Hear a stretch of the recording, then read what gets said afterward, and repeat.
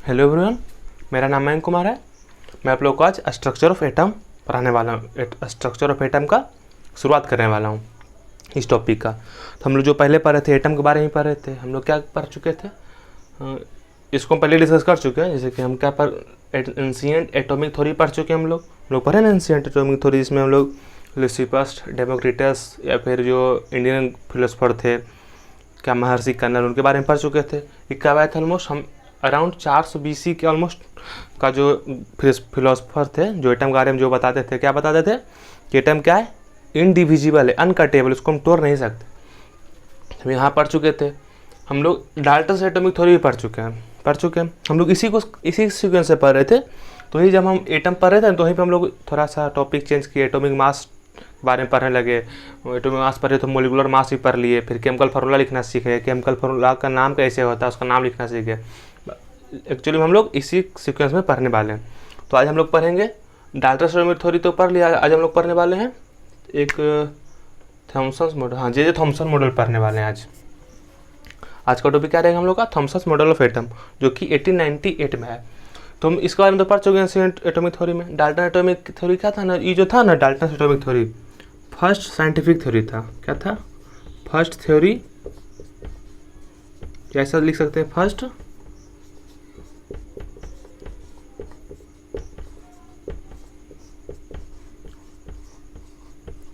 Scientific theory. इसके पहले जो एटम के बारे में थ्योरी आया था वो क्या था, फिलोसफर था, उसका कोई प्रूफ नहीं था। जो साइंटिस्ट होते हैं क्या थ्योरी देते हैं, उसका प्रूफ भी देते हैं कि इसका प्रूफ है। तो डाल्टन एटॉमिक थ्योरी जो था फर्स्ट साइंटिफिक थ्योरी था। हम लोग डाल्टन एटॉमिक थ्योरी में क्या पढ़े थे, कुछ याद कीजिए, रिकॉल कीजिए कुछ। तो इसमें हम लोग पढ़े थे कि जैसे इसमें law of conservation of mass पढ़े थे, law of conservation of mass के बारे में, और law of multiple proportion, law of constant composition. Dalton atomic theory था ना, ऑलमोस्ट बहुत सारा जो कंसेप्ट था उसका आंसर तो दे दिया, लेकिन कुछ ऐसा क्या कहते हो, ऐसा इवेंट हुआ, ऐसा बात साइंटिस्ट का ऐसा प्रॉब्लम क्रिएट हुआ जिसका कि डाल्टन एटॉमिक थ्योरी आंसर नहीं दे पा रहा था। Dalton atomic theory law of conservation of mass, law of constant proportion, law of multiple proportion, इस सब का आंसर दे दिया, क्लियरली आंसर दे दिया। लेकिन एक साइंटिस्ट लोग के मन में एक सवाल आया, जैसे कि ये एक्सपेरिमेंट आप लोग भी घर पे करते होंगे, क्या है कि पेन को आप ऐसे से सर में रगड़िए, पूरा रगड़िए, और कुछ छोटा कागज़ का टुकड़ा को क्या के पास ले जाइएगा ना, तो कागज़ का टुकड़ा उसमें सट जाता है, चिपक जाता है। ऐसा क्यों होता है, ऐसा क्यों हो रहा है? और जैसा और कुछ है एग्जांपल, जैसे कि एक होता है ग्लास रॉड, एक होता है ग्लास, इसके बारे में जानते होंगे। क्या कर ऊपर हम साफ़ कर दे रहे हैं, इसके ऊपर आप लोग ऊपर लिख लीजिए, यहाँ पे यहाँ तक लिख लीजिए, हम क्या करें, यहाँ साफ़ कर दे रहे हैं। तो एक होता है ग्लास, एक होता है इबोनाइट रॉड होता है। इबोनाइट क्या होता है, हार्ड रबर टाइप का रॉड होता है, ग्लास जानते हैं। दूसरा होता है इबोनाइट रॉड, अगर इसका इमेज वगैरह देखना है तो गूगल पे सर्च कीजिए, इबोनाइट रॉड होता है। इसको हम सिल्क के कपड़ा से करते हैं ना, मान लीजिए इबोनाइट रॉड है, इसको हम सिल्क से घिसते हैं ना, तो इसमें इलेक्ट्रिसिटी पैदा हो जाता है। इबोनाइट रॉड में क्या होता है, इलेक्ट्रिसिटी पैदा हो जाता है। तो इलेक्ट्रिसिटी क्यों क्रिएट हो जाता है, क्यों इलेक्ट्रिसिटी जनरेट हो जाता है? तो इसका आंसर डाल्टन एटॉमिक थ्योरी नहीं दे पा रहा था। तो इसका जो आंसर है हम लोग पढ़ेंगे कि हम लोग पहले ही पढ़ चुके हैं इसका आंसर, कि एटम के चारों तरफ क्या होता है, इलेक्ट्रॉन होता है ना। ये मानिए एटम है, तो एटम के चारों तरफ क्या होता है, यहाँ पे प्रोटॉन न्यूट्रॉन होता है। हम आगे इसी को यही थ्योरी पढ़ने वाले हैं। तो इसके चारों तरफ क्या होता है, इलेक्ट्रॉन होता है। इसके चारों तरफ क्या होता है, इलेक्ट्रॉन होता है। जब हम कोई चीज़ को सर में रगड़ते हैं ना, तो कुछ इलेक्ट्रॉन बाहर निकल जाता है। तो क्या बन जाता है, एटम पहले तो न्यूट्रल पार्टिकल है, अब क्या बनता है, चार्ज पार्टिकल बन जाता है। तो चार्ज पार्टिकल क्या, इलेक्ट्रॉन एटम क्या बन गया, चार्ज पार्टिकल बन गया, तो इलेक्ट्रिसिटी जनरेट कर देता है। इसलिए देखिए पेन से रगड़ते हैं तो यहाँ पे उसको क्या करता है, कागज़ को अट्रैक्ट कर लेता है। चार्ज पार्टिकल अट्रैक्ट करता है ना कोई पार्टिकल को। पढ़ेंगे, हम लोग पढ़ेंगे करंट इलेक्ट्रिसिटी में कि चार्ज पार्टिकल क्या करता है, करंट जनरेट कर देता है। तो ये सब का आंसर डाल्टन एटॉमिक थ्योरी नहीं दे पा रहा था। तो हाँ, ये डाल्टन एटॉमिक थ्योरी कब आया, डाल्टन एटॉमिक थ्योरी 1844 में आया। और मतलब 20th सेंचुरी, डाल्टन थ्योरी कब आया, 19th सेंचुरी में। और 20th सेंचुरी में बहुत सारा सब एटॉमिक पार्टिकल का डिस्कवरी हो गया।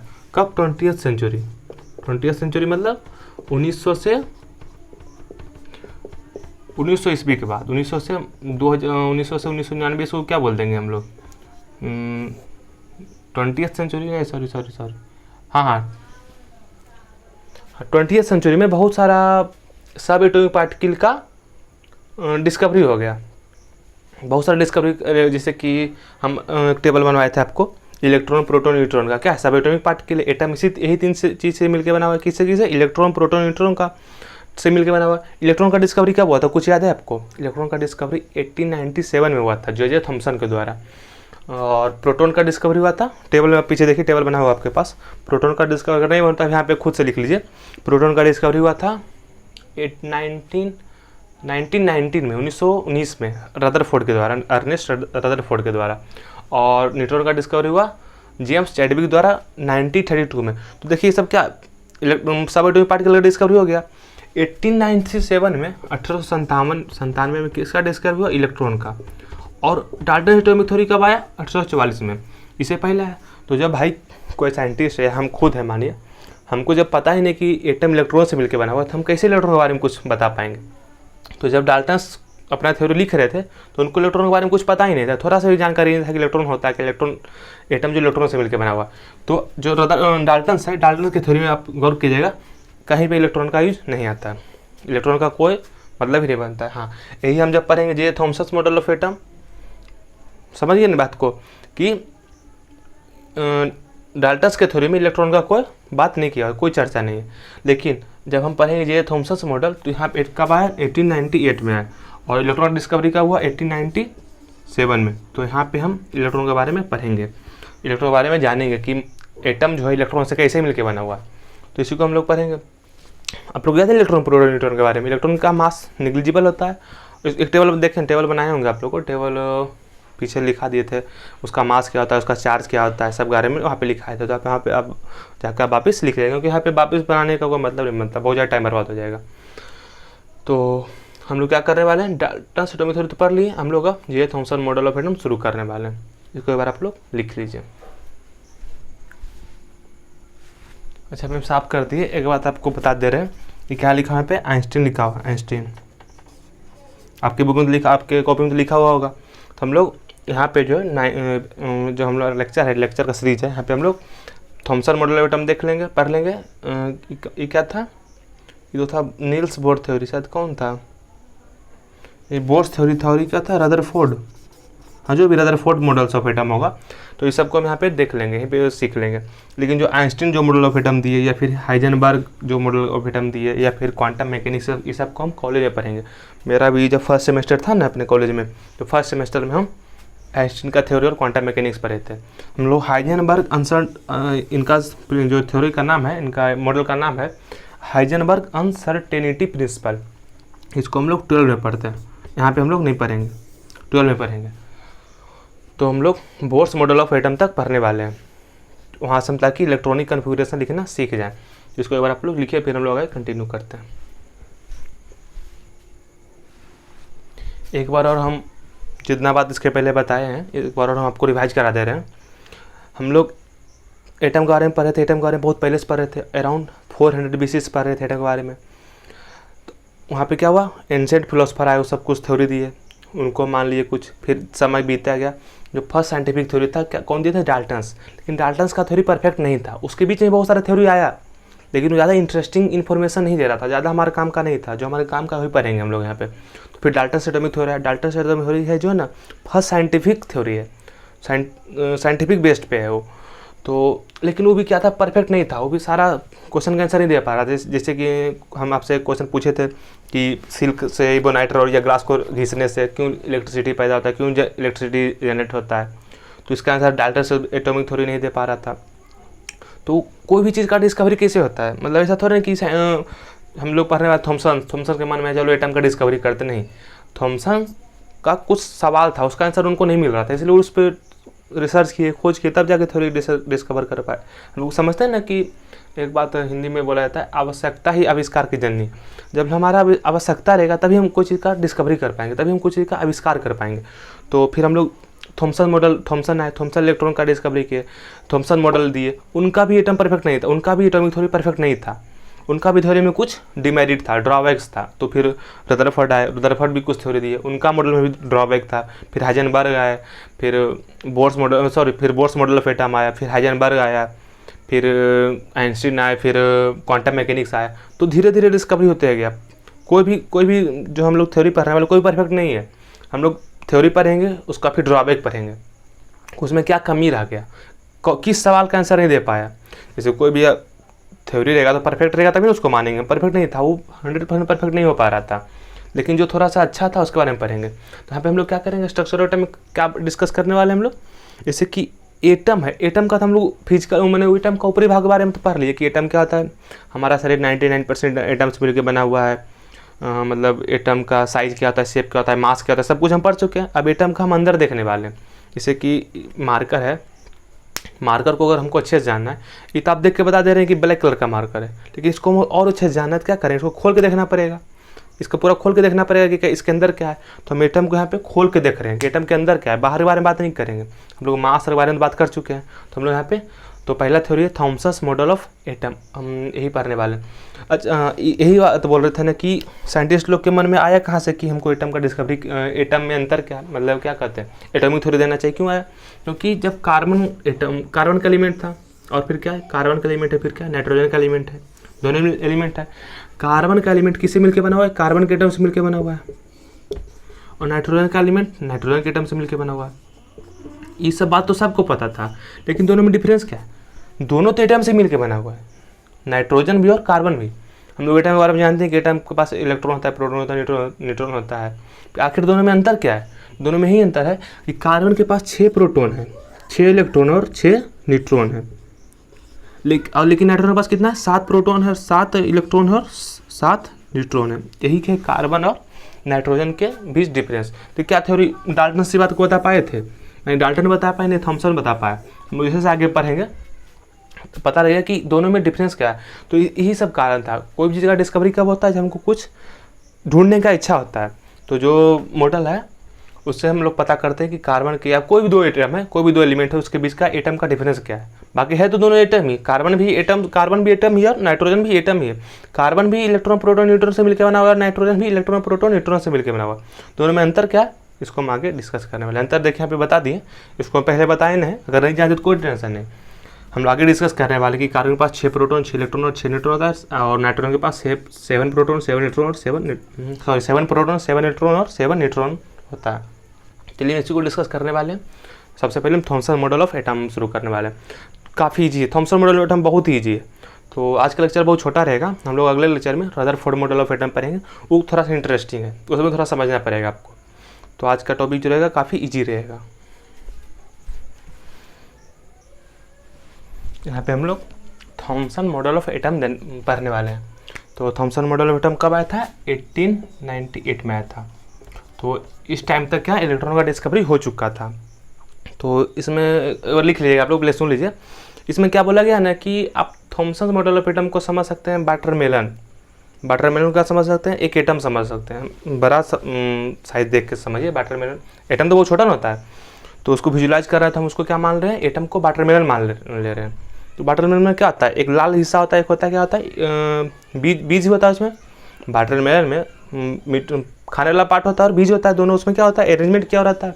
तो आप ऐसा समझ सकते हैं थॉमसन मॉडल ऑफ एटम कि जो वाटरमेलन है, वाटरमेलन ही एटम है। तो एटम में क्या, वाटरमेलन में क्या है ना कि जो लाल वाला पार्ट है वो है पॉजिटिवली चार्ज, और जो बीज है ना वो है इलेक्ट्रॉन नेगेटिवली चार्ज। मतलब इस तरह से दोनों अरेंज किया हुआ है कि दोनों में चार्ज बैलेंस हो गया। मतलब जब थॉमसन मॉडल का दे रहे थे तो उस समय तो हमें इतना तो पता था कि क्या पता था कि एटम क्या होता है, न्यूट्रल होता है। एटम क्या है, एटम जो है न्यूट्रल है।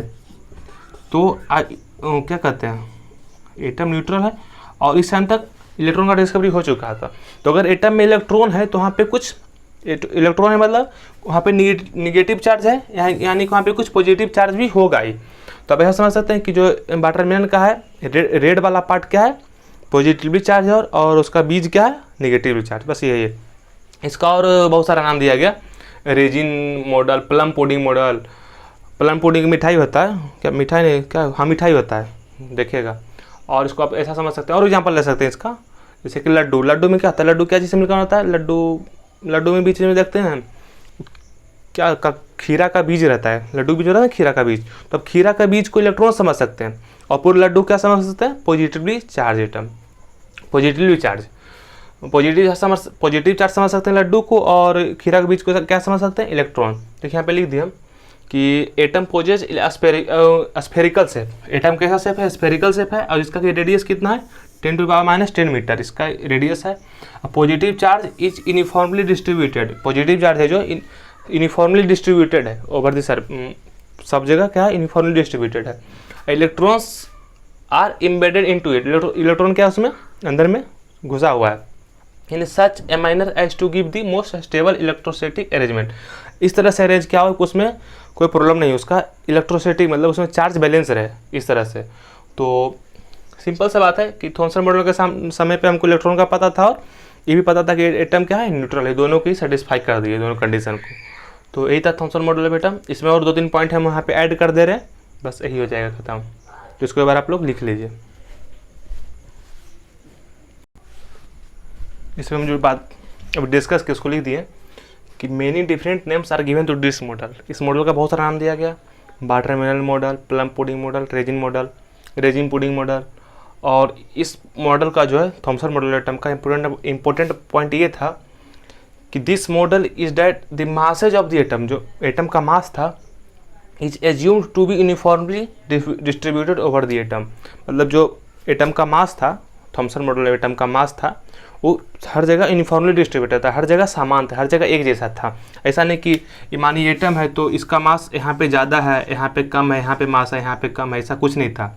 हर जगह मास क्या था, समान था। एक तरह का मास, हर पूरे एटम में क्या समान मास था, मतलब ऐसा समझ सकते हैं। कोई पार्ट को उठा लीजिए उसका मास सेम था, यूनिफॉर्मली डिस्ट्रीब्यूटेड था। इस मॉडल का इंपॉर्टेंट पॉइंट था। और ये जो मॉडल था ओवरऑल न्यूट्रलिटी ऑफ एटम पर भी इस बात किया कि एटम क्या ओवरऑल न्यूट्रल है। तो यही था थॉमसन मॉडल एटम। आपसे कोई पूछे कि थॉमसन मॉडल एटम क्या है, तब क्या आंसर दीजिएगा कि थॉमसन मॉडल एटम कुछ नहीं, क्या है, वाटरमेलन मान लीजिए। वाटरमेलन में जो रेड वाला पार्ट है उसको पॉजिटिव चार्ज मान लीजिए और बीज को क्या मान लीजिए, निगेटिव चार्ज। क्यों मानिए ऐसा, जैसे कि इलेक्ट्रॉन का डिस्कवरी हो चुका था।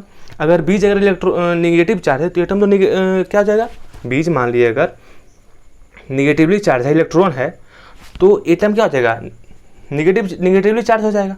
तो निगेटिव को बैलेंस करने के लिए पॉजिटिव चार्ज तो होगा ही होगा। तो क्या रेड वाला पार्ट क्या हो जाएगा, पॉजिटिव चार्ज हो जाएगा, और बीच क्या हो जाएगा, नेगेटिव चार्ज। इसलिए एटम ओवरऑल क्या हो जाएगा, न्यूट्रल हो जाएगा, क्योंकि एटम क्या होता है, न्यूट्रल होता है। तो ही इस मॉडल का खासियत था कि न्यूट्रलिटी ऑफ एटम में बात किया। और इसका इंपॉर्टेंट पॉइंट था कि इसका मास क्या है, यूनिफॉर्मली डिस्ट्रीब्यूटेड, यूनिफॉर्मली है डिस्ट्रीब्यूटेड। तो यही था थॉमसन मॉडल ऑफ एटम। हम लोग अगले लेक्चर में रदरफोर्ड मॉडल ऑफ एटम पढ़ेंगे। थोड़ा इंटरेस्टिंग है, इसमें कोई खास था ही नहीं। ये जो हम पढ़े हैं आपको 12 में जाएगा तो ही पढ़ना होगा, सेम टू सेम। एक भी पॉइंट इधर एक्स्ट्रा नहीं रहेगा, ना ही एक पॉइंट इसमें कम रहेगा, बस सेम टू सेम ही रहेगा। आपको 11 में पढ़ेगा, 11 या 12 में जहाँ भी पढ़ेगा, जहाँ भी टॉपिक हुआ स्ट्रक्चर ऑफ एटम, तो सेम हम लोग को वहाँ पे 12 में पढ़ने की जरूरत नहीं पड़ेगा, यहीं पे हम पढ़ ले रहे हैं। तो इसको लिख लीजिए अच्छे से पढ़ाई करते रहिए। Thank you. हम लोग लेक्चर में रदरफोर्ड मॉडल ऑफ एटम पढ़ने वाले हैं।